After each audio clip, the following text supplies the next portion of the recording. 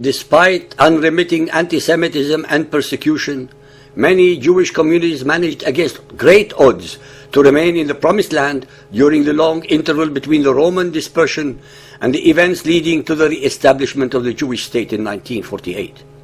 What if the dispute has never been about Palestinian statehood, but really about the destruction of the Jews and the only Jewish state on earth? In 1917, the Balfour Declaration, confirmed later by international law through the League of Nations, declared the British mandate of Palestine to be a national home for the Jewish people, recognizing 4,000 years of Jewish connection to the land and the injustice of the destruction of ancient Israel by the Romans and the forced removal of the Jewish people. In 1922, the British, in contravention of their mandate, took 76% of the land designated for a Jewish state in Palestine and allocated it instead to the Arabs, creating east of the Jordan River a new country, then called Transjordan and later to be known as Jordan, which to this day has a Palestinian majority. In 1947, the United Nations voted to establish two states, one Arab and one Jewish, west of the Jordan River on the remaining 24% of the original portion of the land allocated for a Jewish state by the international community. In spite of this enormous reduction of their original portion, the Jews accepted the offer, but even this was rejected by the Arabs. The Arabs wanted all. This was the beginning of a long history of Arab rejectionism. Ladies and gentlemen, 60 years ago, there was on the table a two-state solution. This is not a new idea, as we are deceived into believing by the extremely well-oiled and financed Arab propaganda machine and the imbecile, ignorant, or downright stupid and criminally negligent Western news media. So what are the facts?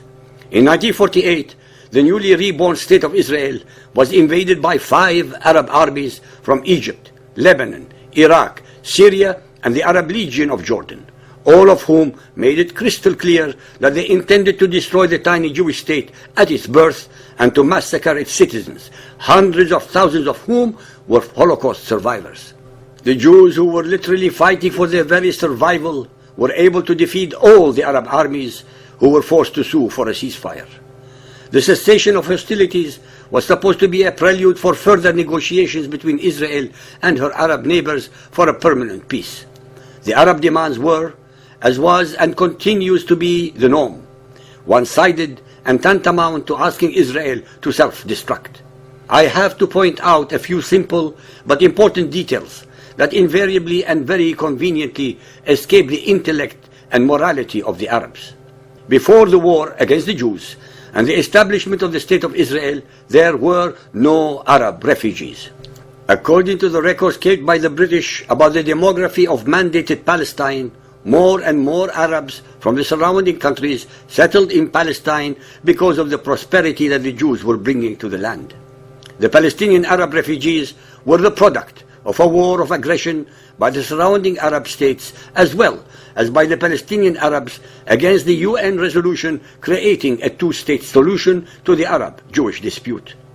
While the Palestinian Arab refugees of allegedly 700,000 were the end result of Arab aggression, the Jewish refugees from Arab and Mohammedan lands, numbering about 900,000, were the product of anti-Semitic, Nazi-style rules and regulations perpetrated against these ancient communities that were occupied by the conquering Arab armies almost 1,300 to 1,400 years earlier.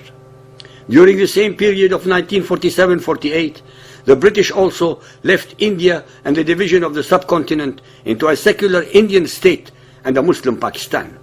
In the ensuing civil disorders, hundreds of thousands were massacred and about 20 million became refugees.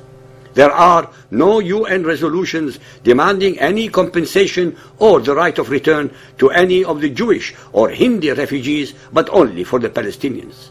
There are no UN financial arrangements to help or compensate these particular refugees except only for the Palestinians. For the last 60 years, we only hear about the plight of the Palestinian refugees, but never about the Jewish or Hindi ones.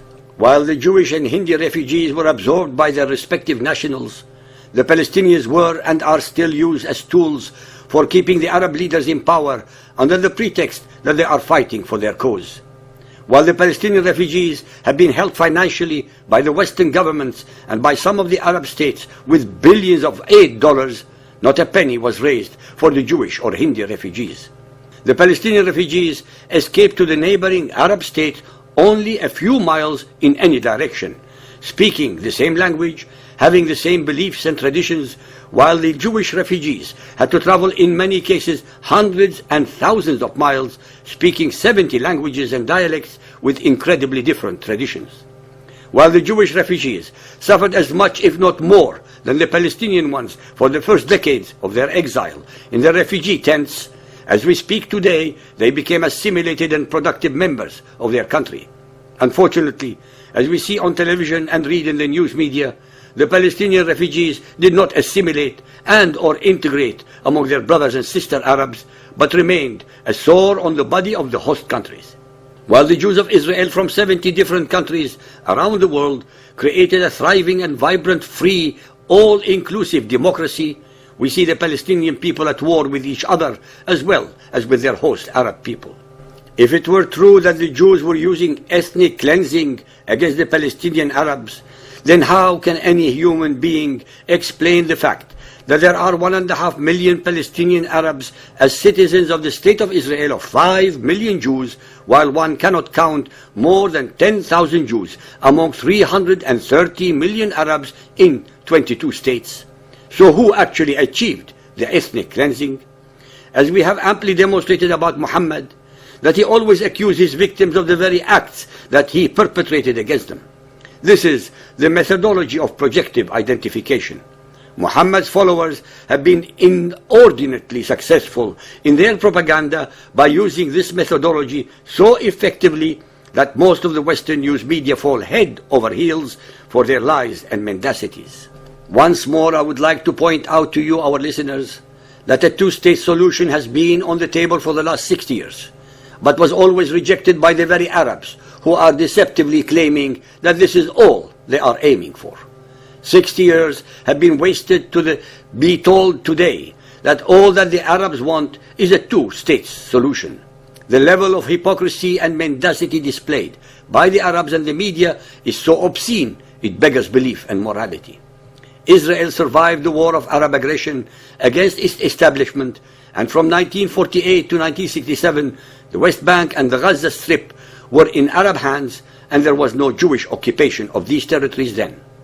For 19 years, there were no Israelis in Gaza or the West Bank. For 19 years, there were no settlements or occupation by Jews in Gaza or the West Bank. For 19 years, neither the UN nor any government in the world objected to the occupation by Transjordan and Egypt of what were actually lands designated for the two states, Palestinian part, by the United Nations. For 19 years, not a single European or Arab government or any of their news media ever cried out loud and with a sustained voice about these blatant occupations. For 19 years, no one in Western academia, Western labor unions, or any Western teachers' unions were any attempts made to boycott the academics and unions of Egypt or Jordan. For 19 years, the whole world and the United Nations were deafeningly silent about the issues of Palestinian-occupied lands or even the expression Palestinian people. If the cause for the current Arab-Israeli conflict is the occupation of the West Bank and Gaza after the 1967 Six Days War, then why did the conflict and aggression against Israel rage throughout these earlier 19 years, from 1948 to 1967, unabated, with continued Arab refusal to recognize Israel and to make peace with its Jewish neighbor?